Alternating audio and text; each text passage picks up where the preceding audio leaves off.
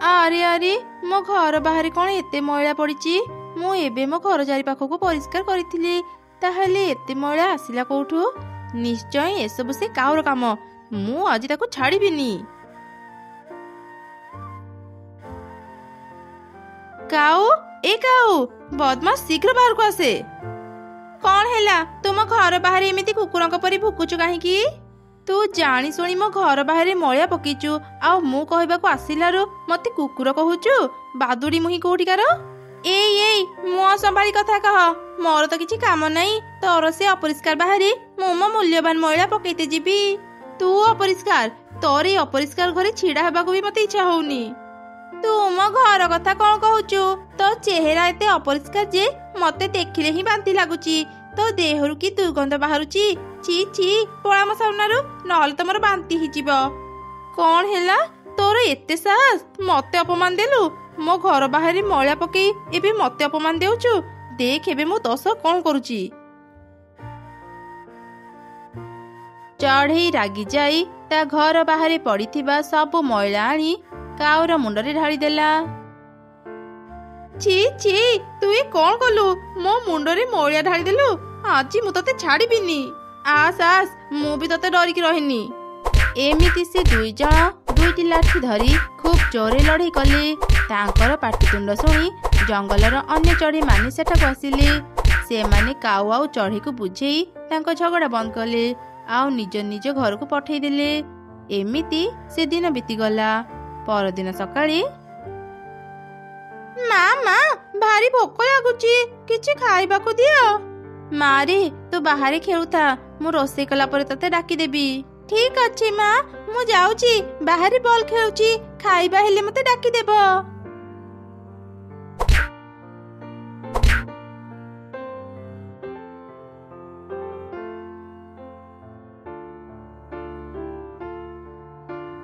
ଆରେ ଚିକି, ତୁ ମୋ ବଲ୍ କାହିଁକି ନେଲୁ? ମତେ ମୋ ବଲ୍ ଦେ, ନହେଲେ ମୁଁ ମୋ ମାଙ୍କୁ ସବୁ କଥା କହିଦେବି। ତ ବଲ୍ ଆସି ମୋ ଘରେ ପଡିଛି, ଆଜିଠୁ ଏ ବଲ୍ ମୋର। ମୁଁ ତତେ ଆଉ ଏ ବଲ୍ ଦେବିନି, ଏବେ ମୁଁ ଏ ବଲ୍ ସାଙ୍ଗରେ ଖେଳିବି। ଏମିତି କହି କାଉଛୁଆ ବଲ୍ ନେଇ ଘର ଭିତରକୁ ଚାଲିଗଲା। ବଡମାନଙ୍କ ଝଗଡ଼ା ଦେଖି ସାନ ପିଲାମାନେ ବି ଝଗଡ଼ା କରୁଥିଲେ। ଏସବୁ ଦୂରରୁ ଗୋଟେ ପରି ଦେଖୁଥିଲା। ସେ ମନରେ ଚିନ୍ତା କଲା, ଆରେ ମୁଁ ଏ କଣ ଦେଖୁଛି? ବଡମାନଙ୍କ ଝଗଡ଼ା ପାଇଁ ଛୋଟ ପିଲାମାନେ ବି ଝଗଡ଼ା ଶିଖିଗଲେଣି। ଏହା ଜମା ବି ଠିକ କଥା ନୁହଁ। ଏବେ ମତେ କିଛି କରିବାକୁ ପଡିବ, ଯେମିତି ଏମାନେ ଝଗଡ଼ା ନ କରି ମିଳିମିଶି ରହିବେ। ଏମିତି କହି ପରି ସେଠାରୁ ଚାଲିଗଲା। ପରଦିନ ସକାଳେ ସେ ଚଢ଼େଇ ଆଉ କାଉ ଘରକୁ ଗଲା। ଘରେ କିଏ ଅଛ? ବାହାରକୁ ଆସ, ମତେ ଟିକେ ସାହାଯ୍ୟ କର। କିଏ ତୁମେ? ଆମେ ତ ତୁମକୁ ଆଗରୁ ଏ ଜଙ୍ଗଲରେ ଦେଖିନୁ। ମୁଁ ଜଣେ ପରୀ, ମୁଁ ଦୂର ପର୍ବତରୁ ଆସିଛି। କଣ ହେଲା? ତୁମେ ଜଣେ ପରୀ? କୁହ କୁହ ପରୀ, ତୁମକୁ କଣ ସାହାଯ୍ୟ ଦରକାର? ମୁଁ ତୁମକୁ ସାହାଯ୍ୟ କରିବି। ସେ ଚଢ଼େଇକୁ ସାହାଯ୍ୟ ମାଗି ନିଜ ସମୟ ନଷ୍ଟ କରନି। କଣ ପାଇଁ ପରୀ, ତୁମେ ସେ କାଉର କଥା ଶୁଣନି, ମତେ କୁହ ପରୀ, ମୁଁ ତୁମକୁ କେମିତି ସାହାଯ୍ୟ କରିବି? ତମେ ଦୁଇ ଜଣ ଆଗ ଝଗଡ଼ା ବନ୍ଦ କର।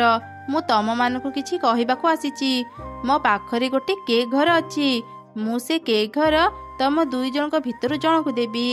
ସେ କେକ୍ ଘରେ ତମେ ସବୁଦିନ କେକ୍ ପାଇବ, ଆଉ ମନ ଭରି କେକ୍ ଖାଇପାରିବ। ସତରେ ପରୀ, ତୁମେ ଆମକୁ କେକ୍ ଘର ଦେବ? ତେବେ ପରୀ କୁହ, ଆମେ କଣ କରିବୁ? କେକ୍ ଘର ପାଇଁ ତ ମୁଁ କିଛି ବି କରିପାରିବି। ତମେ ଦୁଇ ଜଣ ନିଜ ନିଜ ଜମିରେ ଆଳୁ ଚାଷ କର। ଯିଏ ବି ଅଧିକ ଆଳୁ ଚାଷ କରିବ, ମୁଁ ତାକୁ ସେ କେକ୍ ଘର ଦେବି। ଓ ଏଇ କଥା ପରୀ, ମୋ ଜମି ଚଢ଼େଇ ଜମିଠି ବି ବଡ଼। ଆମେ ଯଦି ଆଳୁ ଚାଷ କରିବୁ, ମୋର ଅଧିକ ଆଳୁ ବାହାରିବ। ଜିତିବି ତ ମୁଁ। ପରୀ, ତୁମେ ମତେ ଏବେ ହିଁ ସେ କେକ୍ ଘର ଦେଇଦିଅ। ନା, ଏମିତି ମୁଁ କାହାକୁ କେକ୍ ଘର ଦେବିନି। ତମେ ମାନେ ଆଗ ପ୍ରତିଯୋଗିତାରେ ଭାଗ ନିଅ, ତାପରେ ଯେ ଜିତିବ ମୁଁ ତାକୁ କେକ୍ ଘର ଦେବି। ତମେ ମାନେ ଏବେ ଚାଷ ଆରମ୍ଭ କର, ମୁଁ କିଛି ଦିନ ପରେ ଆସିବି। ତାପରେ ପରୀ ସେଠାରୁ ଚାଲିଗଲା। ଚଢ଼େଇ ଆଉ କାଉ ନିଜ ନିଜ ଜମିରେ ଆଳୁ ଚାଷ କରିବା ଆରମ୍ଭ କଲେ। କିଛି ଦିନ ପରେ ତାଙ୍କ ଜମିରେ ଆଳୁ ଚାରା ବାହାରିଲା। ଦିନେ କାଉ ଚଢ଼େଇର ଜମି ଦେଖିବାକୁ ଗଲା। ଏ କଣ? ଚଢ଼େଇ ଜମି ଛୋଟ ହେଲେ ବି ତାର କେତେ ଭଲ ଚାରା ଗଛ ବାହାରିଛି। ଏମିତି ହେଲେ ତ ଚଢ଼େଇ ପ୍ରତିଯୋଗିତାରେ ଜିତିଯିବ। ନା ନା, ମୁଁ ସେମିତି ହେବାକୁ ଦେବିନି। ମତେ କିଛି ଗୋଟେ କରିବାକୁ ପଡିବ। କାଉ ଚଢ଼େଇକୁ କେମିତି ହରେଇବ ମନେ ମନେ ଉପାୟ ଚିନ୍ତା କରୁଥିଲା। ସେ ବଜାରରେ ଥିବା ଗୋଟେ ଔଷଧ ଦୋକାନକୁ ଗଲା। ଆରେ କାଉ ଭଉଣୀ, ଏତେ ଦିନ ପରେ ମୋ ଦୋକାନକୁ ଆସିଲ, ତୁମର କ'ଣ ଦରକାର କୁହ? ହଁ, ମତେ କିଛି ଏମିତି ଔଷଧ ଦିଅ ଯେମିତି ମୁଁ ଗୋଟେ ଆଳୁ ଚାଷ ହେଇଥିବା ଜମିକୁ ନଷ୍ଟ କରିପାରିବି। ଆଚ୍ଛା, ବୁଝିଗଲି। ଏଇ ଲାଲ ରଙ୍ଗର ଔଷଧ ବୋତଲକୁ ନିଅ। ଏଇ ଔଷଧ ବୋତଲକୁ ସେ ଆଳୁ ଚାଷ ହେଇଥିବା ଜମିରେ ଢାଳି ଦେବ। ଚାଷ ହେଇଥିବା ସବୁ ଆଳୁ ଭିତରଟା ନଷ୍ଟ ହେଇଯିବ। ବାହାର ପଟୁ ସେ ଆଳୁ ପୁରାପୁରି ଭଲ ଦେଖାଯିବ, ହେଲେ ଭିତରଟା ସଢି ଯାଇଥିବ। ଆଚ୍ଛା, ତୁମ ପାଖରେ କିଛି ଏମିତି ଔଷଧ ଅଛି ଯୋଉ ଔଷଧ ଦେଲେ ମୁଁ ଚାଷ କରିଥିବା ଆଳୁ 2 ଗୁଣା ବଢିଯିବ? ହଁ, ସେଥିପାଇଁ ବି ମୋ ପାଖରେ ଔଷଧ ଅଛି। ଏଇ ନିଅ, ଏ ହଳଦିଆ ରଙ୍ଗର ବୋତଲକୁ ନିଜ ଜମିରେ ଢାଳିଦେବ। ତୁମ ଆଳୁ 2 ଗୁଣା ବଢିଯିବ। କାଉ ଖୁସି ମନରେ ସେ 2 ଔଷଧ ବୋତଲ ଧରି ଘରକୁ ଫେରିଲା।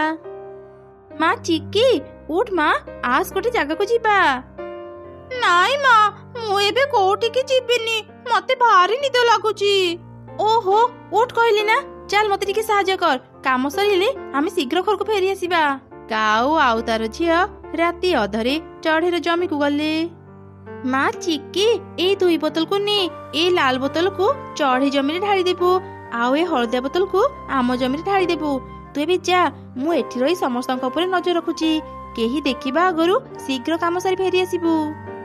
ଏଇ କାମ ପାଇଁ ତୁମେ ମତେ ରାତି ଅଧରେ ଏଠାକୁ ଆଣିଲ, ସକାଳେ ବି ତ ଆସି ପାରିଥାନ୍ତ। ଆଚ୍ଛା ମା, ଏ 2 ବୋତଲରେ କ'ଣ ଅଛି? ସେ କଥା ଜାଣିବା ତୋର ଦରକାର ନାହିଁ। ତତେ ଯେମିତି କହୁଛି ତୁ ସେମିତି କର। କେହି ଆମକୁ ଦେଖିବା ପୂର୍ବରୁ ତୁ ଯା, ଶୀଘ୍ର କାମ ସାରି ଆସେ। ମା ଚଢ଼େଇ ଆଣ୍ଟି ଜମିରେ କୋଉ ବୋତଲ ଢାଳିବାକୁ କହିଥିଲେ? ମୋର ତ ମନେ ପଡୁନି। ନିଶ୍ଚୟ ଏ ହଳଦିଆ ବୋତଲ କଥା କହିଥିବେ। ମତେ ଲାଲ ରଙ୍ଗ ଭାରି ଭଲ ଲାଗେ। ମୁଁ ଆମ ଜମିରେ ଏ ଲାଲ ରଙ୍ଗର ବୋତଲକୁ ଢାଳିବି।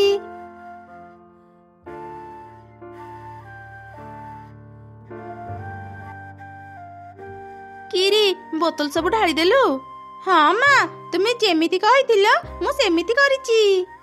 ମୋ ସୁନା ଝିଅ, ଆସ ବି ଘରକୁ ଯିବା। ଏମିତି କିଛି ଦିନ ବିତିଗଲା। ଦିନେ କାଉ ଆଳୁ ତୋଳିବା ପାଇଁ ତା ଜମିକୁ ଗଲା। ଆରେ କ'ଣ, ମୋ ଜମିରୁ ଏତେ ଅଳ୍ପ ଆଳୁ କେମିତି ବାହାରିଲା? ତା ମାନେ କ'ଣ ସେ ଔଷଧ ଦୋକାନୀ ମତେ ଠକିଦେଲା? ଆରେ କ'ଣ, ଏ କେମିତିକା ଚମତ୍କାର! ଆଳୁ କ'ଣ ତଳେ ନ ଫଳି ଗଛ ଉପରେ ଫଳିଛି? ମା କୁନି, ଆସେ ଶୀଘ୍ର ଶୀଘ୍ର ଆଳୁ ତୋଳିବା, ପରି ଆସିବାର ସମୟ ହେଇଗଲାଣି। ଆରେ ମା, ତୋର ଏ କି ଅବସ୍ଥା ହେଇଛି? ତୋ ମୁଣ୍ଡରେ ଆଘାତ କିଏ କଲା? ମା, ସେ ଚିକି କହୁଥିଲା ତୁମେ ଏ ପ୍ରତିଯୋଗିତାରେ ହାରିଯିବ, ତାପରେ ସେମାନେ ଆମକୁ ଏ ଜଙ୍ଗଲରୁ ବାହାର କରିଦେବେ। ମତେ ଏସବୁ ଶୁଣିବାକୁ ଭଲ ଲାଗିଲାନି। ତାକୁ ମାରିବା ସମୟରେ ମୋର ଏମିତି ଅବସ୍ଥା ହେଲା। ତମେ ମାନେ ଏବେ ବହୁତ ଛୋଟ, ଏମିତି ଝଗଡା କାହିଁକି କରୁଛ? ମା, ତୁମେ ଆଉ କାଉ ଆଣ୍ଟି ବି ତ ଝଗଡା କର, ଆମେ ଝଗଡା କଲେ ଅସୁବିଧା କ'ଣ? ଆରେ ଏସବୁ କ'ଣ ହେଇଗଲା? କାଉ ଆଉ ମୋ ଝଗଡା ପାଇଁ ପିଲାମାନେ ଖରାପ ବାଟକୁ ଚାଲିଗଲେଣି। ଏବେ ମୁଁ କ'ଣ କରିବି? ଆସିଗଲ ତମେ ମାନେ, ଦେଖିବା କାହାର କେତେ ଆଳୁ ଚାଷ ହେଇଛି। ପରି, ମୋ ଜମିରୁ 5 ବସ୍ତା ଆଳୁ ବାହାରିଛି। ପରି, ମୋର 7 ବସ୍ତା ଆଳୁ ହେଇଛି। ଏ କ'ଣ, ତୋ ଜମି ମୋ ଜମିଠୁ ବି ସାନ, ତାହେଲେ ତୋର 7 ବସ୍ତା ଆଳୁ କେମିତି ବାହାରିଲା? ତା ମାନେ କ'ଣ ଚିକି, ତୁ କୋଉ ରଙ୍ଗର ବୋତଲକୁ ଚଢ଼େଇ ଜମିରେ ଢାଳିଲୁ? ମା, ତୁମେ ମତେ କୋଉ ରଙ୍ଗ କଥା କହିଥିଲ ମୁଁ ଭୁଲି ଯାଇଥିଲି।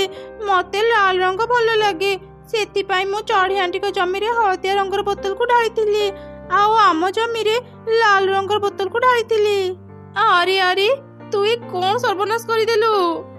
ତମେ ମାନେ ଏସବୁ କ'ଣ କଥା ହେଉଛ? ମୁଁ ତ କିଛି ବି ବୁଝିପାରୁନି। ଚଢ଼େଇ, ସେମାନେ ନିଜ ଭୁଲର ଶାସ୍ତି ପାଇଛନ୍ତି। କାଉ, ତୁ ସମସ୍ତଙ୍କୁ ସବୁ କଥା କହିବୁ ନା ମୁଁ କହିବି? ମୋର ଭୁଲ ହେଇଗଲା ପରି।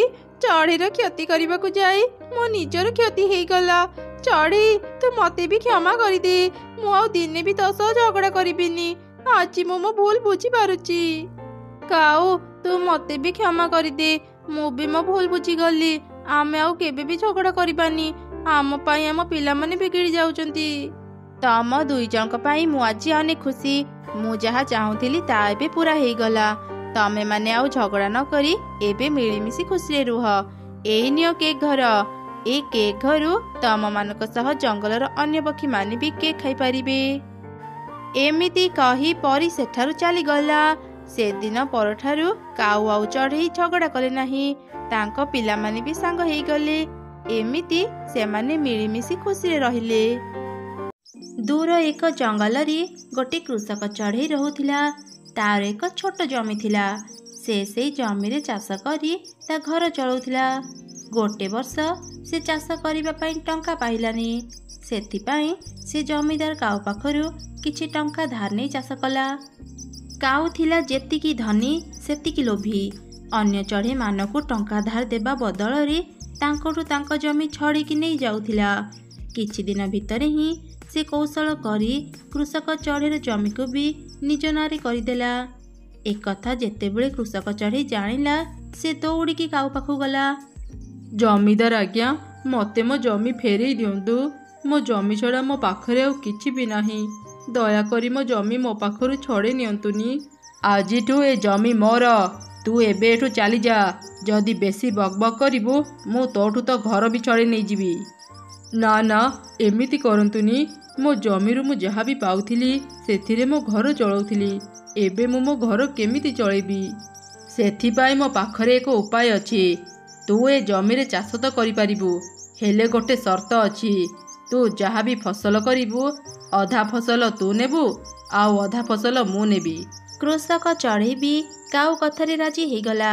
ସେଦିନ ପରଠାରୁ କୃଷକ ତା ଜମିରେ ଧାନ ଚାଷ ଆରମ୍ଭ କଲା। କୃଷକର କଠିନ ପରିଶ୍ରମ ଯୋଗୁଁ ସେ ବର୍ଷ ତାର ବହୁତ ଭଲ ଫସଲ ହେଲା। ସେ ବହୁତ ଖୁସି ଥିଲା। ସେ ତାର ସ୍ତ୍ରୀକୁ କହିଲା, ଏ ବର୍ଷ ଆମ ଫସଲ ବହୁତ ଭଲ ହେଇଛି। ଆମେ ସେସବୁ ବିକ୍ରି କରି ଆମର ଦରକାରୀ ଜିନିଷ କିଣିବା। ଏମିତି ଶୁଣି କୃଷକର ସ୍ତ୍ରୀ ଖୁବ୍ ଖୁସି ହେଇଗଲା। କିଛି ଦିନ ପରେ ଫସଲ କାଟିବାର ସମୟ ଆସିଲା। କୃଷକ ଆଉ ତାର ସ୍ତ୍ରୀ ମିଶି ଦିନ ରାତି ପରିଶ୍ରମ କରି ଫସଲ କାଟି ଏକାଠି କଲେ। ଠିକ୍ ସେହି ସମୟରେ ଜମିଦାର କାଉ ଫସଲ ଭାଗ ନେବା ପାଇଁ ସେଠାକୁ ଆସିଲା। କାଉ ଭଲ ଫସଲକୁ ନିଜ ପାଖରେ ରଖିଦେଲା ଆଉ ଖରାପ ଫସଲକୁ କୃଷକକୁ ଦେଇଦେଲା। ଜମିଦାର ବାବୁ, ଆପଣ କେମିତିକା ଭାଗ କଲେ? ସବୁ ଖରାପ ଫସଲ ମୋତେ ହିଁ ଦେଲେ। ମୁଁ ଏସବୁ ନେଇ କ'ଣ କରିବି? ମୁଁ ତ ଏଇ ଖରାପ ଫସଲ ବିକ୍ରି ବି କରିପାରିବିନି। ମୁଁ ଯାହା ଦେଲି ସେତିକି ନେଇ ଖୁସିରେ ରହ, ନହେଲେ ମୁଁ ତତେ ଏତିକି ବି ଦେବିନି। କୃଷକ ଆଉ ତାର ସ୍ତ୍ରୀ ମନ ଦୁଃଖରେ ଘରକୁ ଫେରିଗଲେ। କିଛି ଦିନ ପରେ ପୁଣି ଥରେ ସେ ଚାଷ କାମ ଆରମ୍ଭ କରିବା ପାଇଁ କାଉ ପାଖକୁ ଗଲା। ସେଥର ମୁଁ ଫସଲ ଭାଗ କରି କ୍ଷତିରେ ପଡ଼ିଲି। ଏଥର ମୁଁ ଏକ ନୂଆ ଭାବରେ ଭାଗ କରିବାକୁ ଚାହୁଁଛି। ଏଥର ଯାହା ବି ଫସଲ ହେବ ମୁଁ ଉପର ଭାଗ ନେବି। ଠିକ୍ ଅଛି, ଯେମିତି ତୋ ଇଚ୍ଛା। ଶୁଣ, ଏଥର ତୁ ପିଆଜ ଚାଷ କର। ତାପରେ କୃଷକ ପିଆଜ ଚାଷ କଲା। ହେଲେ ଫସଲ କାଟିବା ସମୟରେ ସେ ଚିନ୍ତାରେ ପଡ଼ିଗଲା, କାରଣ ପିଆଜ ସବୁ ମାଟି ତଳେ ଥିଲା। ଭାଗ ଅନୁସାରେ କୃଷକ କେବଳ ପିଆଜ ଶାଗ ପାଇଲା ଆଉ କାଉ ସବୁ ପିଆଜ ନେଇଗଲା। ରାତିରେ ସେ ତାର ସ୍ତ୍ରୀକୁ ଏସବୁ ଘଟଣା କହିଲା। ତୁମେ ଜଣେ କୃଷକ, ଏବେଠାରୁ ତୁମେ ନିଜେ ନିଷ୍ପତ୍ତି ନିଅ ତୁମେ କ'ଣ ଚାଷ କରିବ। ତାହେଲେ ଯାଇ ତୁମେ ସଠିକ୍ ଭାଗ ପାଇବ। ଆଚ୍ଛା, ଠିକ୍ ଅଛି। ମୁଁ କାଲି ଜମିଦାର ସହ ଏ ବିଷୟରେ କଥା ହେବି। ଜମିଦାର ଆଜ୍ଞା, ଏବେଠାରୁ ମୁଁ ନିଷ୍ପତ୍ତି ନେବି ଜମିରେ କ'ଣ ଚାଷ କରିବି। କାହିଁକି ନା ମୁଁ ଜଣେ କୃଷକ। ପାଣିପାଗ ଅନୁସାରେ କେଉଁ ମାସରେ କ'ଣ ଚାଷ କରିବାକୁ ହୁଏ ତା ମୁଁ ଭଲ ଭାବରେ ଜାଣିଛି। ଆଚ୍ଛା, ଠିକ୍ ଅଛି, ତେବେ ତୁ ତାହା ହିଁ କର। ଆପଣ ଭାଗ କେମିତି ନେବେ କହିଦିଅନ୍ତୁ। ମୁଁ ଫସଲର ଉପର ଭାଗ ନେବି। ତାପରେ କୃଷକ ତା ଘରକୁ ଫେରି ଆସିଲା। ସେ ତାର ସ୍ତ୍ରୀକୁ ଏକଥା କହିଲା। ବହୁତ ଭଲ କଥା, ଏଥର ତୁମେ ଆଳୁ ଚାଷ କର। ଜମିଦାର ଆଳୁ ଶାଗ ଛଡ଼ା ଆଉ କିଛି ବି ପାଇବନି। କୃଷକ ତା ସ୍ତ୍ରୀର କଥା ଅନୁସାରେ ସେଥର ଆଳୁ ଚାଷ କଲା। ଆଳୁ ବାହାର କରିବା ସମୟ ହେଲା ପରେ ସେ ଜମିଦାର କାଉ ପାଖକୁ ଗଲା ଆଉ ତାକୁ କହିଲା, ଜମିଦାର ଆଜ୍ଞା, ଆପଣ ନିଜ ଭାଗ ଅନୁସାରେ ଆଳୁ ଶାଗକୁ ନେଇଯାଆନ୍ତୁ। ଆଳୁ ବାହାର କରିବାର ସମୟ ହେଇଗଲାଣି। ଆରେ, ଏ ବୋକା ଚାଷୀଟା ଆଜି ମୋତେ ବୋକା ବନେଇଦେଲା। ରହ, ଏଥର ମୋ ଖେଳ ଦେଖ। ଶୁଣ, ଆରଥରକୁ ମୁଁ ତଳ ଭାଗ ନେବି। କୃଷକ ଘରକୁ ଆସି ଜମିଦାର ସବୁ କଥା ତା ସ୍ତ୍ରୀକୁ କହିଲା। ତୁମେ ଏଥର ବିଲାତି ଚାଷ କର, ସେମିତିରେ ତୁମର କିଛି କ୍ଷତି ହେବନି। କୃଷକ ତା ସ୍ତ୍ରୀର କହିବା ଅନୁସାରେ ସେଥର ବିଲାତି ଚାଷ କଲା। ବିଲାତି ପାଚିବା ପରେ ସେ ଜମିଦାରକୁ କହିଲା, ଜମିଦାର ଆଜ୍ଞା, ବିଲାତି ସବୁ ପାଚିଗଲାଣି। ଭାଗ ଅନୁସାରେ ମୁଁ ଉପର ଭାଗକୁ ନେଇଯାଉଛି। ମୁଁ ନେବା ପରେ ଆପଣ ତଳ ଭାଗକୁ ନେଇଯିବେ। କୃଷକ ସବୁ ବିଲାତି ନେଇଗଲା, କେବଳ ଶୁଖିଲା ଗଛ ଗୁଡ଼ିକ ରହିଗଲା। ଏମିତି ଦେଖି ତ ଜମିଦାର କାଉ ଖୁବ୍ ରାଗିଗଲା। ତୁ ପୁଣି ଥରେ ମୋତେ ବୋକା ବନେଇଦେଲୁ। ଏଥର ଦେଖିବି ତୁ ମୋତେ କେମିତି ବୋକା ବନେଇବୁ। ଏଥର ଯାହା ବି ଫସଲ କରିବୁ ମୁଁ ଉପର ଭାଗ ଆଉ ତଳ ଭାଗକୁ ନେବି, ତୁ କେବଳ ମଝି ଭାଗକୁ ନେବୁ। ଜମିଦାରର କଥା ଶୁଣି କୃଷକ ତ ଚିନ୍ତାରେ ପଡ଼ିଗଲା। ସେ ଭାବିବାକୁ ଲାଗିଲା ସେ ଏବେ କ'ଣ କରିବ। ତା ସ୍ତ୍ରୀକୁ ବି ସେ କଥା କହିଲା। କିଛି ସମୟ ଚିନ୍ତା କଲା ପରେ କୃଷକର ସ୍ତ୍ରୀ ତାକୁ କହିଲା, ଏଥର ତୁମେ ସପୁରି ଚାଷ କର। ଉପର ଭାଗ ଆଉ ତଳ ଭାଗକୁ ତୁମେ ଜମିଦାରକୁ ଦେଇଦେବ, ମଝିରେ ଥିବା ସପୁରିକୁ ତୁମେ ପାଇବ। ସ୍ତ୍ରୀର କଥା ମାନି କୃଷକ ସେଥର ତା ଜମିରେ ସପୁରି ଚାଷ କଲା। ଫସଲ କାଟିବା ଦିନ ସେ ଜମିଦାରକୁ ଉପର ପତ୍ର ଆଉ ତଳ ଗଛକୁ ଦେଇଦେଲା। ମଝିରେ ଥିବା ସପୁରିକୁ କୃଷକ ନେଇଗଲା। ଜମିଦାର ବୁଝିଗଲା ଯେ ସେ ଏମିତି କୃଷକକୁ ଠକି ପାରିବନି। ସେ କୃଷକର ଘରକୁ ଯାଇ ତାକୁ କ୍ଷମା ମାଗିଲା। ମୋର ଭୁଲ ହେଇଗଲା। ମୁଁ ଭାବିଥିଲି ତୁ ବହୁତ ବୋକା, ତତେ ମୁଁ ସହଜରେ ଠକିଦେବି। ହେଲେ ଏବେ ମୁଁ ନିଜ ଭୁଲ ବୁଝିପାରିଲି। ତୋର ଯାହା ଇଚ୍ଛା ତୁ ଚାଷ କର, ଫସଲକୁ ତୁ ଯେମିତି ବି ଭାଗ କରିବୁ ମୁଁ ସେମିତି ନେବାକୁ ରାଜି ଅଛି। ଠିକ୍ ଅଛି ଜମିଦାର ବାବୁ, ମୁଁ ଆପଣଙ୍କ କଥାରେ ରାଜି। ଆପଣ ବି ଆମକୁ କଥା ଦିଅନ୍ତୁ, ଆଉ ଦିନେ ବି ଆପଣ ଆମକୁ ଠକିବେନି। ସେବେଠାରୁ ସେମାନେ ସମାନ ଭାଗ କରି ଫସଲ ନେଲେ। କୃଷକ ସ୍ତ୍ରୀର ବୁଦ୍ଧି ଯୋଗୁଁ ଲୋଭୀ ଜମିଦାର ଉଚିତ ଶିକ୍ଷା ପାଇଲା। ଚମ୍ପା କାଉର ପୁଅ ଝିଅ ନଥିଲେ, ସେଥିପାଇଁ ସେ ଦୁଇଟି ଅନାଥ ଚଢ଼େଇ ଛୁଆଙ୍କୁ ପାଳିଥିଲା। ସେ ତାଙ୍କର ନାଁ ରଖିଥିଲା କୁନି ଆଉ ମୁନି। କୁନି ଆଉ ମୁନି ଥିଲେ ଭାରି ଅଳସୁଆ। ସେମାନେ କୌଣସି କାମରେ ଚମ୍ପା କାଉକୁ ସାହାଯ୍ୟ କରୁନଥିଲେ। ଦିନେ ଚମ୍ପା କାଉ ସେମାନଙ୍କୁ କହିଲା, ତମେ ଦୁଇ ଜଣ ଏତେ ବଡ଼ ହେଇଗଲଣି, ଏଯାଏଁ ଘର କାମ କିଛି ଶିଖିଲନି। ମୁଁ ଆଉ ତମମାନଙ୍କୁ ଘରେ ବସି ଖୁଆଇ ପାରିବିନି। ତମେ ଦୁଇ ଜଣ ନିଜ ବ୍ୟବସ୍ଥା କରିନିଅ। ମା, ଆମର ଭୁଲ ହେଇଗଲା, ଆମକୁ କ୍ଷମା କରିଦିଅ। ଆମେ ଆଉ ଅଳସୁଆ ହେବୁନି। ଘର କାମରେ ତୁମକୁ ସାହାଯ୍ୟ କରିବୁ ଆଉ ତୁମର ସବୁ କଥା ମାନିବୁ। ଆମକୁ ଏ ଘରୁ ବାହାର କରନି। ତମେ ମାନେ ସତ କହୁଛ? ତେବେ ଠିକ୍ ଅଛି। ପୂର୍ବ ଜଙ୍ଗଲରେ ମୋର ଏକ ଜମି ଅଛି। ମୁଁ ସେ ଜମି ତମ ଦୁଇ ଜଣଙ୍କୁ ଦେଲି। ଯିଏ ବି ସେ ଜମିରେ ଚାଷ କରି ଅଧିକ ଫସଲ ଫଳେଇ ପାରିବ ସିଏ ମୋ ଘରେ ରହିବ। ମୁଁ 2 ମାସ ପାଇଁ ଗୋଟେ କାମରେ ବାହାରକୁ ଯାଉଛି। ଫେରିଲା ପରେ ମୁଁ ତମମାନଙ୍କ କାମ ଦେଖିବି। ଏମିତି କହି ଚମ୍ପା କାଉ ସେଠାରୁ ଚାଲିଗଲା। ଦୁଇ ଭଉଣୀ କଥା ହେଲେ, ଆରେ ମୁନି, ଏବେ କ'ଣ କରିବା? ଅଲଗା ଅଲଗା ଚାଷ କରିବା ନା ଏକାଠି କରିବା? ଅଲଗା ଅଲଗା ଚାଷ କଲେ ଜଣେ ଜିତିବ ଆଉ ଜଣେ ହାରିବ। ସେମିତି ହେଲେ ଆମ ଦୁଇ ଜଣଙ୍କ ଭିତରୁ ଯିଏ ହେଲେ ଜଣେ ଘର ଛାଡ଼ିଯିବ। ତାଠୁ ଭଲ ହେବ ଆମେ ଦୁଇ ଜଣ ମିଶି ଏକାଠି ଚାଷ କରିବା। ସେମିତି ହେଲେ ଆମେ ଦୁଇ ଜଣ ଯାକ ହିଁ ଘରେ ରହିପାରିବା। ତେବେ ଠିକ୍ ଅଛି, ଚାଲିବେ ଯିବା, ଚାଷ କାମ ଆରମ୍ଭ କରିବା। ତାପରେ କୁନି ଆଉ ମୁନି ଜମିକୁ ଗଲେ। ଆରେ ମୁନି, ଆମେ କ'ଣ ଭଲ ଫସଲ ଫଳେଇ ପାରିବା? ଭଗବାନ ଚାହିଁଲେ ସବୁ ସମ୍ଭବ ହେବ। ଦିଦି, ତୁ କାମରେ ଲାଗି ପଡ଼। ମୁଁ ଯାଉଛି, ଭଗବାନଙ୍କୁ ପ୍ରାର୍ଥନା କରି ଆସିବି। ହେ ଭଗବାନ, ଆମର ଭଲ ଫସଲ ହେଉ। ହେ ଭଗବାନ, ଆମର ଭଲ ଫସଲ ହେଉ। ଏମିତି ମୁନି ବସି ବସି ଭଗବାନଙ୍କୁ ଧ୍ୟାନ କଲା।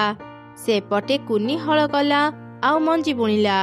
ତାପରେ ସେ ମୁନି ପାଖକୁ ଆସିଲା। ଏ ମୁନି, ମୋର ସବୁ କାମ ସରିଗଲା। ତୋର ଏଯାଏଁ ଧ୍ୟାନ ସରିନି? ସନ୍ଧ୍ୟା ହେଇଗଲାଣି, ଚାଲିବେ ଘରକୁ ଯିବା। ଓହୋ ଦିଦି, ଆଜି ଭଗବାନଙ୍କୁ ଧ୍ୟାନ କରି କରି ମୁଁ ଥକି ଗଲି। ଭାରି ଭୋକ ଲାଗିଲାଣି, ଚାଲିବେ ଘରକୁ ଯିବା। ଏମିତି ମୁନି କିଛି ବି କାମ ନ କରି ସବୁଦିନ ବସି ବସି ଧ୍ୟାନ କରୁଥିଲା।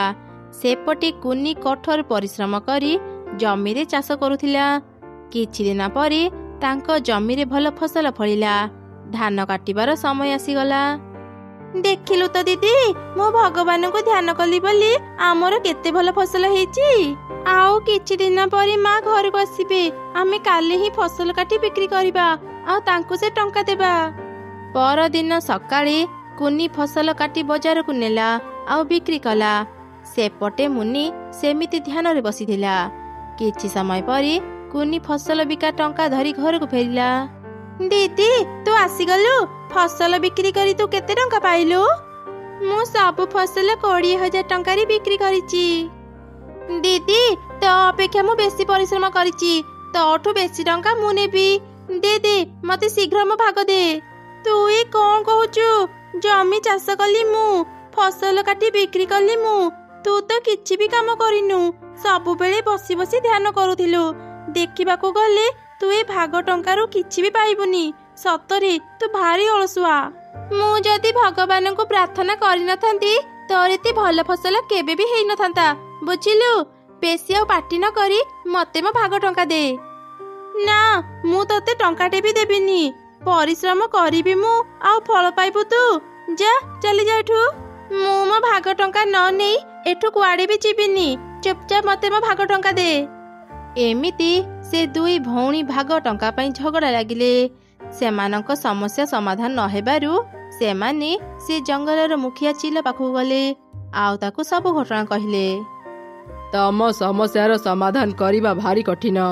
ଜଣେ ପରିଶ୍ରମ କରିଛି, ଆଉ ଜଣେ ବସି ବସି ଧ୍ୟାନ କରିଛି। କିଏ ଅଧିକ ଟଙ୍କା ପାଇବ? ମୁଁ ଅଧିକ ଟଙ୍କା ପାଇବି ମୁଖିଆ ଆଜ୍ଞା। ମୁଁ ଯଦି ଭଗବାନଙ୍କୁ ଧ୍ୟାନ କରିନଥାନ୍ତି, ଭଗବାନ କେବେ ବି ଏତେ ଭଲ ଫସଲ ଦେଇନଥାନ୍ତେ। ସେଥିପାଇଁ ମୁଁ ଅଧିକ ଟଙ୍କା ପାଇବି। ନା ନା ମୁଖିଆ ଆଜ୍ଞା, ମୁଁ ଦିନ ରାତି ପରିଶ୍ରମ କରିଛି, ସେଥିପାଇଁ ମୁଁ ଅଧିକ ଟଙ୍କା ପାଇବି। ଚୁପ୍ କର ତମେ ଦୁଇ ଜଣ। ମୁଁ ଏମିତି ଏ ସମସ୍ୟାର ସମାଧାନ କରିପାରିବିନି। ମୁଁ ତମ ଦୁଇ ଜଣଙ୍କର ପରୀକ୍ଷା ନେବି, ତାପରେ ମୁଁ କହିପାରିବି କିଏ ଅଧିକ ଟଙ୍କା ନେବ। ତମେ ମାନେ ପରୀକ୍ଷା ଦେବାକୁ ରାଜି ତ? ହଁ ମୁଖିଆ ଆଜ୍ଞା, ଆମେ ରାଜି। କୁହନ୍ତୁ, ଆମେ କଣ କରିବୁ? ଏଠି କିଛି ସମୟ ଅପେକ୍ଷା କର, ମୁଁ ଏବେ ଆସୁଛି। ଏ 2 ବସ୍ତାରେ ଚାଉଳ ଆଉ ପଥର ମିଶିକି ଅଛି। ଏ 2 ବସ୍ତା ତମେ ଦୁଇ ଜଣ ଘରକୁ ନେଇଯାଅ। ଯିଏ ଯେତେ ବେଶୀ ଚାଉଳରୁ ପଥର ଅଲଗା କରିବ, ସେ ହିଁ ମୋ ପରୀକ୍ଷାରେ ଜିତିବ। ତମମାନଙ୍କ ପାଖରେ ଆଜି ରାତି ହିଁ ସମୟ ଅଛି। ଯାଅ, ଏବେ ଘରକୁ ଯାଅ। ସକାଳେ ଚାଉଳ ଆଉ ପଥର ଅଲଗା କରି ମୋ ପାଖକୁ ଆଣିବ। ତାପରେ ଯାଇ ମୁଁ କହିବି କିଏ ଅଧିକ ଟଙ୍କା ପାଇବ। ମୁଖିଆ ଚିଲର କଥା ଶୁଣି ଦୁଇ ଭଉଣୀ 2 ବସ୍ତା ଚାଉଳ ନେଇ ଘରକୁ ଗଲେ। କୁନି ଘରକୁ ଫେରିବା ପରେ ହିଁ ଚାଉଳରୁ ପଥର ଅଲଗା କରୁଥିଲା। ସେପଟେ ମୁନି ଚାଉଳ ବସ୍ତାକୁ ସାମ୍ନାରେ ରଖି ଭଗବାନଙ୍କୁ ଧ୍ୟାନ କରି କହିଲା, ହେ ଭଗବାନ, ଚାଉଳରୁ ପଥରକୁ ଅଲଗା କରିଦିଅ। ଏଇ ଥରକ ମତେ ଜିତେଇ ଦିଅ ପ୍ରଭୁ। ଅଧରାତି ହେବା ପରେ ମୁନି ଭଗବାନଙ୍କୁ ପ୍ରାର୍ଥନା କରି ଶୋଇପଡ଼ିଲା। ସେପଟେ କୁନି ଲଣ୍ଠନ ଜଳେଇ ରାତି ସାରା ଚାଉଳରୁ ପଥର ଅଲଗା କରୁଥିଲା। ପରଦିନ ସକାଳେ ମୁନି ଉଠିବା ପୂର୍ବରୁ ହିଁ କୁନି ତା ଚାଉଳ ବସ୍ତା ଆଉ ପଥର ଧରି ମୁଖିଆ ଚିଲ ପାଖକୁ ଗଲା। ମୁଖିଆ ଆଜ୍ଞା, ଏଇ ଦେଖନ୍ତୁ, ମୁଁ ଚାଉଳରୁ ପଥର ଅଲଗା କରିଦେଇଛି। ଭଲ କରିଛୁ। ଏବେ ଖାଲି ମୁନି ଆସୁ, ତାପରେ ମୁଁ ମୋ ବିଚାର କରିବି। କିଛି ସମୟ ପରେ ମୁନି ସେଠାକୁ ଆସିଲା। ଆରେ ମୁନି, ତୁ ଆସୁ ଆସୁ ଏତେ ଡେରି କାହିଁକି କରିଦେଲୁ? ଚାଉଳରୁ ପଥର ଅଲଗା କରିଛୁ ତ? ମୁଁ ମୋ ନିଜ ହାତରେ ଚାଉଳରୁ ପଥର ଅଲଗା କରିନି, ହେଲେ ମୋର ବିଶ୍ୱାସ ଅଛି ମୋ ଭଗବାନ ଚାଉଳରୁ ପଥର ଅଲଗା କରିଦେଇଥିବେ। ତା ମାନେ ତୁ ଟିକେ ବି ପରିଶ୍ରମ କରିନୁ? ଆଚ୍ଛା, ଖୋଲିଲୁ ତ ବସ୍ତା ଖୋଲିଲୁ। ତାପରେ ମୁନି ତା ଚାଉଳ ବସ୍ତା ଖୋଲିଲା ଆଉ ଭିତରର ଦୃଶ୍ୟ ଦେଖି ସେ ଆଶ୍ଚର୍ଯ୍ୟ ହେଇଗଲା, କାରଣ ତାର ପୁରା ବସ୍ତା ଚାଉଳ ଆଉ ପଥରରେ ଭର୍ତ୍ତି ଥିଲା। ହା ହା ହା, ବୁଝିଲୁ ମୁନି, ଭଗବାନ ତତେ 2ଟି ହାତ ଦେଇଛନ୍ତି କାମ କରିବା ପାଇଁ, କେବଳ ପ୍ରାର୍ଥନା କରିବା ପାଇଁ ନୁହଁ। ପ୍ରାର୍ଥନା ସହ ତୁ ଯଦି ପରିଶ୍ରମ କରିଥାନ୍ତୁ, ଆଜି ଭଲ ଫଳ ପାଇଥାନ୍ତୁ। ତମ ଜମିରେ ଭଲ ଫସଲ ଫଳିଛି କେବଳ କୁନିର ପରିଶ୍ରମ ପାଇଁ, ତ ଧ୍ୟାନ ପାଇଁ ନୁହଁ। ସେଥିପାଇଁ ଏ ସବୁ ଟଙ୍କା କୁନି ପାଇବ। କଣ ହେଇଛି ମୁଖିଆ ଆଜ୍ଞା? ମୋ 2 ଝିଅ କଣ କରିଛନ୍ତି? ସହରରୁ ଫେରିଲା ପରେ ମୁଁ ଶୁଣିଲି ଆପଣ ସେମାନଙ୍କର ବିଚାର କରୁଛନ୍ତି। ସେଥିପାଇଁ ମୁଁ ଶୀଘ୍ର ଆପଣଙ୍କ ଘରକୁ ଚାଲି ଆସିଲି। ଘଟଣା କଣ ମୋତେ କୁହନ୍ତୁ। ମୁଖିଆ ଚିଲ ଚମ୍ପା କାଉକୁ ସବୁ ଘଟଣା କହିଲା। ସବୁ ଶୁଣି ଚମ୍ପା କାଉ ଭୀଷଣ ରାଗିଗଲା। ମୁନି, ତୁ ଆଗ ଭଳି ଅଳସୁଆ ହେଇ ରହିଗଲୁ। ମୁଁ ତତେ ମୋ ଘରେ ରଖିପାରିବିନି। ତୁ ଆଜି ହିଁ ମୋ ଘରୁ ବାହାରି ଯା। ନା ନା ମା, ମତେ ଘରୁ ବାହାର କରନି। ମୁଁ ମୋ ଭୁଲ ବୁଝି ସାରିଛି। ପରିଶ୍ରମ ସଫଳତାର ଚାବିକାଠି। ଆଜିଠୁ ମୁଁ ବି ଦିଦି ଭଳି ପରିଶ୍ରମ କରିବି। ମତେ ଏଇ ଥରକ କ୍ଷମା କରିଦିଅ ମା। ଠିକ୍ ଅଛି, ଆଉ କାନ୍ଦିନି। ତୁ ତ ଭୁଲ ବୁଝିପାରିଲୁ, ସେତିକି ବଡ଼ କଥା। ଚାଲ ଏବେ ଘରକୁ ଯିବା। ମୁନି, ତୁ ଆଉ ଦିନେ ବି ଏ କଥା ଭୁଲିବୁନି। ଆଉ ସବୁବେଳେ ପରିଶ୍ରମୀ ହେବୁ। ତାପରେ ସେମାନେ ଘରକୁ ଫେରିଗଲେ। ସେଦିନ ପରଠାରୁ ସମସ୍ତେ ଅନେକ ପରିଶ୍ରମ କରୁଥିଲେ ଆଉ ନିଜ ଜମିରେ ବିଭିନ୍ନ ପ୍ରକାରର ଚାଷ କରୁଥିଲେ। ଗୋଟିଏ ଜଙ୍ଗଲରେ 3ଟି ଅନାଥ ଚଢ଼େଇ ଭଉଣୀ ରହୁଥିଲେ। ସେମାନେ ବହୁତ ଗରିବ ଥିଲେ। ଦିଦି, ଆଜି ବି ତୁ ଶୁଖିଲା ଭାତ ଦେଉଛୁ? ଶୁଖିଲା ଭାତ ଖାଇ ଖାଇ ବିରକ୍ତ ଲାଗିଲାଣି। ଆମକୁ ଭାତ ସାଙ୍ଗରେ ତରକାରୀ ଦେ। ଆରେ ଭଉଣୀ, ଆଜି ଦିନଟା ସେମିତି ଖାଇ ଦେଇଥାଅ। ଅନେକ ଦିନରୁ ମୁଁ କାମ ଖୋଜୁଛି, ହେଲେ ପାଉନି। ଆଜି ଯଦି ମୋତେ କାମ ମିଳେ, ମୁଁ ତମମାନଙ୍କ ପାଇଁ ଭଲ ଭଲ ଖାଇବା ଆଣିଦେବି। ଖାଇବା ଖାଇ ସାରିଲା ପରେ ବଡ଼ ଭଉଣୀ ରାନୀ ବାହାରକୁ ଗଲା କାମ ଖୋଜିବା ପାଇଁ। କିଛି ଦୂର ଗଲା ପରେ ସେ ଫଳ ବିକ୍ରି କରୁଥିବା ଏକ ବୁଢ଼ା ଚଢ଼େଇକୁ ଦେଖିଲା। ଆପଣ ବୋଧେ ଫଳ ଝୋଡ଼ି ନେଇ ବଜାରକୁ ଯିବେ? ମୋତେ ଦିଅନ୍ତୁ, ମୁଁ ଏ ଫଳ ଝୋଡ଼ିକୁ ବଜାରରେ ପହଞ୍ଚାଇ ଦେବି। ଆରେ ନା ନା, ମୁଁ ମୋ ଫଳ ଝୋଡ଼ି ନିଜେ ନେଇପାରିବି। ମୁଁ ଆପଣଙ୍କୁ ସାହାଯ୍ୟ କରିବାକୁ ଚାହୁଁଛି, ମୋତେ ଦିଅନ୍ତୁ। ଏମିତି ସେ 2 ଜଣ ଟାଣିବା ଯୋଗୁଁ ଫଳ ଝୋଡ଼ିର ସବୁ ଫଳ ତଳେ ପଡ଼ିଗଲା। ଆରେ ତୁ ଏ କ'ଣ କଲୁ? ମୋତେ ସାହାଯ୍ୟ କରିବାକୁ ଯାଇ ମୋର ସବୁ ଫଳ ତଳେ ପକେଇଦେଲୁ। ମୋତେ କ୍ଷମା କରନ୍ତୁ, ମୁଁ ଏବେ ସବୁ ଫଳ ଉଠେଇ ଆଣୁଛି। ରାନୀ ସବୁ ଫଳ ତଳୁ ଉଠେଇ ଝୋଡ଼ିରେ ରଖିଦେଲା। ସବୁ ଫଳ ମଇଳା ହେଇଗଲା। ଏବେ ଫଳ ଗୁଡ଼ାକୁ ଧୋଇବାକୁ ହେବ। ଦିଅନ୍ତୁ, ମୁଁ ସବୁ ଫଳ ନଦୀରୁ ଧୋଇ ଆଣିବି। ନା ନା ଥାଉ, ତୁ ମୋତେ ଆଉ ସାହାଯ୍ୟ କରିବା ଦରକାର ନାହିଁ। ଏମିତିରେ ବି ତୁ ମୋର ବଡ଼ ଉପକାର କରିସାରିଲୁଣି। ତୁ ତ ରାସ୍ତାରେ ଯା, ମୁଁ ମୋ ରାସ୍ତାରେ ଯାଉଛି। ଏବେ କ'ଣ କରିବି? କୋଉଠି ଯେ କାମ ଖୋଜିବି? ମୁଁ ଟିକେ କାମରେ ଘରକୁ ଯାଇଥାନ୍ତି। ମୋ ପରିବାର ସବୁ କାହାକୁ ଦେଖିବା ପାଇଁ କହିବି? ଏଠି ତ ସମସ୍ତେ ବ୍ୟସ୍ତ। ଆପଣଙ୍କୁ କିଛି ସାହାଯ୍ୟ ଦରକାର କି? ମୋତେ କୁହନ୍ତୁ। ମୁଁ ଏ ବଜାରରେ ପରିବା ବିକ୍ରି କରି ମୁଁ ଗୋଟେ କାମରେ ଘରକୁ ଯାଇଥାନ୍ତି। ଜାଣିପାରୁନି ଏତେ ପରିବା ଏଠି ଛାଡ଼ି ଘରକୁ କେମିତି ଯିବି। ଚିନ୍ତା କରନ୍ତୁନି, ମୁଁ ଅଛି। ଆପଣ ନିଶ୍ଚିନ୍ତରେ ଘରକୁ ଯାଆନ୍ତୁ। ମୁଁ ଆପଣଙ୍କ ପରିବା ଜଗିଦେବି। ତୁ ସତ କହୁଛୁ ଝିଅ? ତେବେ ଠିକ୍ ଅଛି, ତୁ ମୋ ପରିବା ଜଗିଦେ। ମୁଁ ଘରୁ ଫେରିଲେ ତତେ କିଛି ନା କିଛି ଦେବି। ଏମିତି କହି ରାନୀ ସେ ପରିବା ସବୁ ଜଗିଲା, ଯେମିତି ସେ ପରିବା କେହି ଚୋରି କରିପାରିବେନି। ସେ ସାମ୍ନା ପଟକୁ ଦେଖୁଥିଲା।